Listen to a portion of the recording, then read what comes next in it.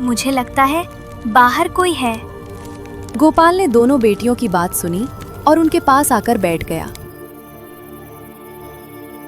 मेरी बच्चियों, डरने की जरूरत नहीं है। ये जंगल है, यहाँ ऐसी आवाजें आती रहती हैं। बाबा, अगर हमें कुछ हो गया तो? जिंदा हूं, तुम्हें कुछ नहीं होने दूंगा।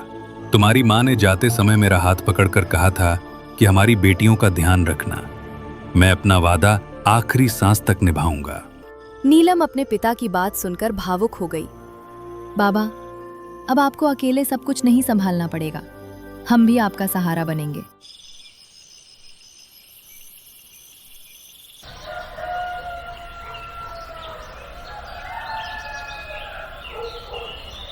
अगली सुबह पहाड़ों पर सूरज की रोशनी फैल चुकी थी। गोपाल सुबह सुबह जंगल की तरफ गया ताकि कुछ लकड़ियां और खाने के लिए जंगली फल ला सके। नीलम कुटिया की सफाई करने लगी और रूपा पानी लेने के लिए पास के झरने की ओर गई, लेकिन झरना कुटिया से काफी दूर था। रास्ते में रूपा अचानक रुक गई। उसने देखा कि एक पत्थर के पास एक बूढ़ी औरत बैठी हुई थी। उसके कपड़े अच्छे थे और अच्छे घर की लग रही थी, लेकिन चेहरे पे थकान थी। अम्मा, आप यहाँ अकेली क्यों बैठी है? आपको चोट लगी है क्या? अरे नहीं, अकेली नहीं हूँ। यहाँ हमारी जमीन है, उसी को देखने हमारे नौकर के साथ आई थी, लेकिन मेरे पैर में दर्द है, इसलिए चल नहीं पा रही। और मुझे प्यास भी लगी थी, तो मैंने उसको पानी लाने भेज दिया। रूपा तुरंत उसके पास बैठ गई। आप चिंता मत करो अम्मा, मैं आपकी मदद करती हूँ। रूपा ने अपना पानी का छोटा बर्तन उसे दिया। बूढ़ी औरत ने पानी पीकर उसे देखा। बेटी, तुम कौन हो? इस सुनसान पहाड़ पर अकेली क्या कर रही हो? मैं अकेली नहीं हूँ अम्मा, मेरे बाबा और मेरी दीदी भी मेरे साथ है। हम यहाँ रहने आए हैं। रहने आए हो इस वीरान जगह पर? रूपा की आंखें थोड़ी नम हो गईं। हाँ अम्मा, क्योंकि अब हमारे पास रहने के लिए यही जगह है।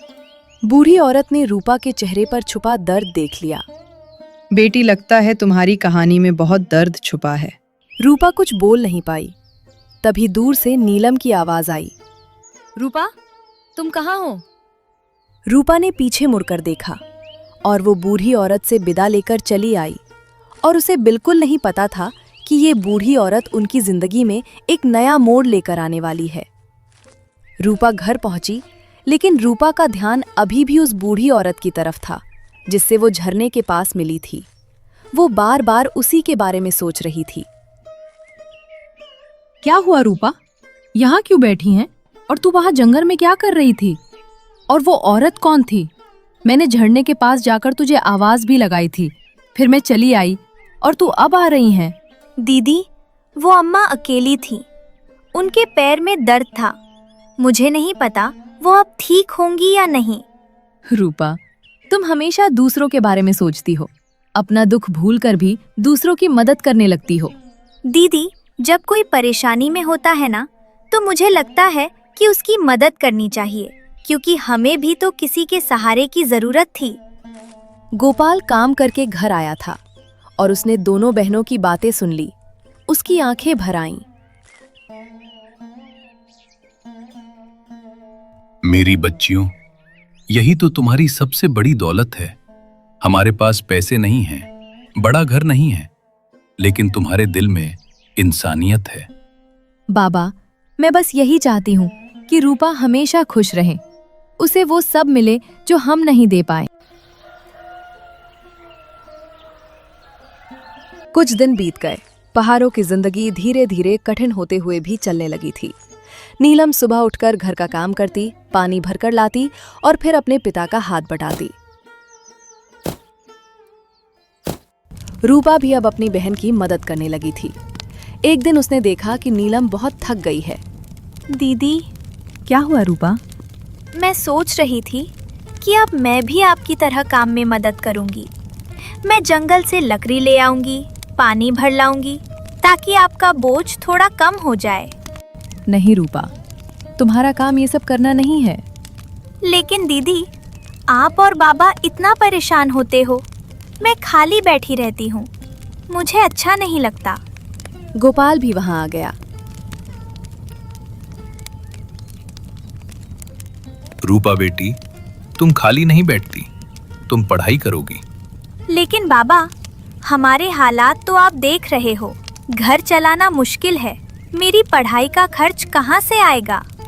बेटी, मुश्किलें हैं, लेकिन मैं कोशिश करूंगा, मैं ज्यादा मेहनत करूंगा।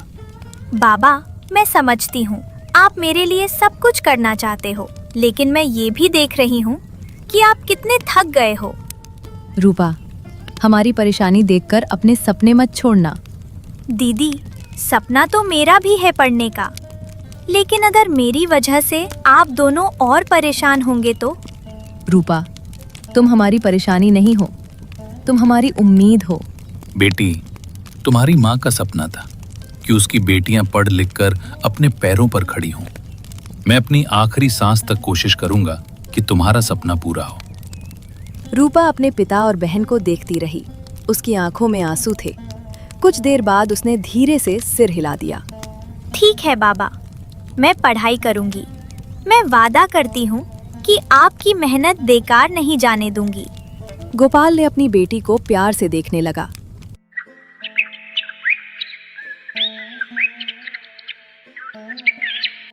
अगली सुबह वही बूढ़ी औरत अपने नौकर के साथ उस दिन बात कर रही थी। उसके चेहरे पर एक अलग ही खुशी थी। वो बार बार रूपा की बातें याद कर रही थी। उस छोटी बच्ची के अंदर कितनी अच्छाई है। आज के समय में जहाँ लोग अपने मतलब के लिए जीते हैं, वहाँ उस बच्ची ने बिना मुझे जाने मेरी मदद की। मालकिन, सच में वो बच्ची बहुत अलग थी। उसके अंदर बहुत संस्कार हैं। मैं जब आपके पास जा रहा था तब मैंने भी उसको देखा था। हाँ, और उसके चेहरे पर मैंने दर्द भी देखा था। पता नहीं किस मजबूरी में वो बच्ची उस वीरान पहाड़ पर रह रही है। कुछ दिन बाद दोपहर का समय था। गोपाल अपनी कुटिया के बाहर बैठा था और नीलम घर का काम कर रही थी। तभी दूर से किसी के आने की आवाज आई। एक आदमी अच्छे कपड़े पहने हुए और कुछ लोगों के साथ उनकी कुटिया की तरफ आ रहा था। वो गांव का जाना पहचाना और बड़ा सम्मानित व्यक्ति था। वो बूढ़ी औरत का बेटा था। गोपाल ने उसे देखते ही पहचान लिया। अरे, ये तो वीरेंद्र जी हैं। बाबा, आप इन्हें जानते हैं? हाँ बेटी, ये इलाके के बड़े व्यापारी हैं, बहुत नाम और इज्जत वाले इंसान हैं। वीरेंद्र आगे बढ़कर गोपाल के पास आया। गोपाल जी, मुझे पहचान लिया आपने? हाँ बेटा, लेकिन आप यहाँ? मैं अपनी माँ की वजह से आया हूँ। उन्होंने मुझे आपके बारे में और आपकी बेटियों के बारे में बताया। गोपाल थोड़ा घबरा गया। सब ठीक तो है बेटा? वीरेंद्र मुस्कुराया। सब ठीक है, बल्कि मैं तो आपके लिए एक अच्छी खबर लेकर आया हूँ। नीलम और रूपा दोनों ध्यान से उसकी बात सुनने लगीं। मेरी माँ को आपकी छोटी बेटी रूपा बहुत पसंद आई है। उन्होंने बताया कि इस बच्ची ने बिना किसी स्वार्थ के उनकी मदद की। मेरी माँ चाहती हैं कि रूपा की जिंदगी बेहतर बने, इसलिए उन्होंने फैसला किया है कि रूपा की पूरी पढ़ाई का खर्च हम उठाएंगे। रूपा हैरानी से देखने लगी। मेरी पढ़ाई का खर्च? हाँ बेटी, लेकिन एक बात और है। आपका घर पहाड़ पर है, यहाँ से विद्यालय जाना बहुत मुश्किल होगा। इसलिए मेरी माँ चाहती हैं कि तुम कुछ समय हमारे घर रहकर पढ़ाई करो।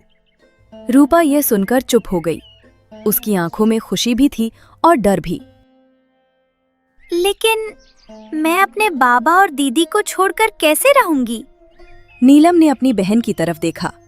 उसके चेहरे पर खुशी थी कि उसकी बहन का भविष्य सुधर सकता है, लेकिन दिल में दर्द भी था कि उसकी छोटी बहन उससे दूर चली जाएगी। रूपा, अगर तुम्हारे अच्छे भविष्य के लिए तुम्हें जाना पड़े तो हमें खुशी होगी। लेकिन दीदी, मैं आपके बिना नहीं रह पाऊंगी। नीलम रूपा को प्यार से समझाने लगी। मुझे भी तुम्हारे बिना अच्छा नहीं लगेगा, लेकिन कभी कभी अपनों की खुशी के लिए अपने दिल को मजबूत करना पड़ता है। गोपाल की आंखों में आंसू थे, लेकिन उसके चेहरे पर संतोष था। बेटी, मैंने हमेशा चाहा था कि तुम्हें पढ़ने का मौका मिले। अगर भगवान ने खुद रास्ता भेजा है तो मैं इसे मना नहीं करूंगा। गोपाल जी, आप चिंता मत कीजिए। आपकी बेटी हमारे लिए सिर्फ जिम्मेदारी नहीं होगी, बल्कि हमारे परिवार का हिस्सा होगी। गोपाल ने वीरेंद्र की तरफ देखा। वो जानता था कि ये वही इंसान है जिसकी पूरे इलाके में इज्जत है। उसने भरोसा महसूस किया।